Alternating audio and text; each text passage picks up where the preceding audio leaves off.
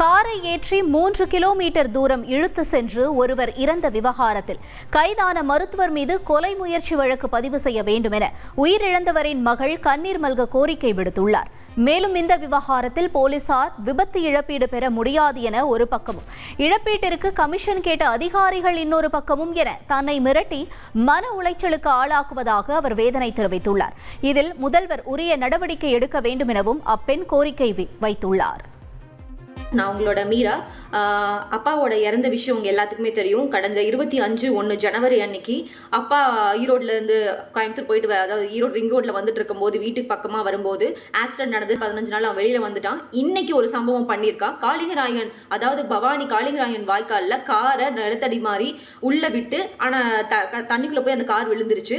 இந்த ஆள் தப்பிச்சு வெளியில வந்துட்டான். தொடர்ந்து இந்த ஆள் இந்த மாதிரி தான் பண்ணிட்டு இருக்கான். இன்னும் எத்தனை பேர்த்தோட உயிரை அவன் வந்து கொல்றதுக்காக இது பண்ணிட்டு இருக்கான்னு எனக்கு தெரியல. காசு வேணா 304 அது வந்து வைத்தி ஒரு பிளாட் வாங்கணுமா இல்ல ஒரு ஃபிளாட் வாங்கணுமான்னு ஒரே கன்ஃபியூஷன். ஒரு ரியல் எஸ்டேட் எக்ஸ்பர்ட் கிட்ட பேசு. எப்படி?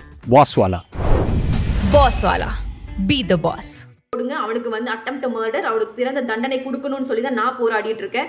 இந்த வீடியோ தயவு செஞ்சு எல்லாத்துக்கும் ஷேர் பண்ணுங்க. இந்த ஆளுக்கு ஒரு நல்ல தண்டனை வாங்கி கொடுக்கணும் அப்படிங்கறது என்னோட போராட்டம். சென்னையில் மெட்ரோ ரயில் நிலையம் அருகே பெண்ணிடம் பாலியல் சீண்டலில் ஈடுபட்ட இளைஞரை போலீசார் கைது செய்தனர்.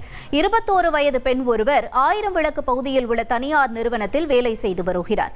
கடந்த மாதம் 15ஆம் தேதி 1000 விளக்கு மெட்ரோ ரயில் நிலையம் அருகே வைத்து தன்னிடம் மர்ம நபர் பாலியல் சீண்டலில் ஈடுபட்டு தப்பியோடிவிட்டதாக 1000 விளக்கு அனைத்து மகளிர் காவல் நிலையத்தில் புகார் அளித்தார்.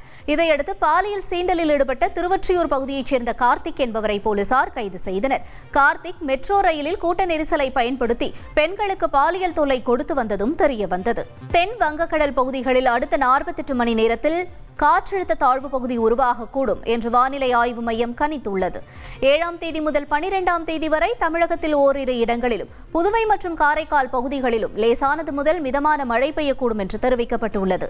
இதேபோல இன்று தொடங்கி 10ஆம் தேதி வரை தமிழகத்தில் அதிகபட்ச வெப்பநிலை ஒரு சில இடங்களில் 2 முதல் 3 டிகிரி செல்சியஸ் வரை படிப்படியாக உயரக்கூடும் என்று வானிலை ஆய்வு மையம் தெரிவித்துள்ளது.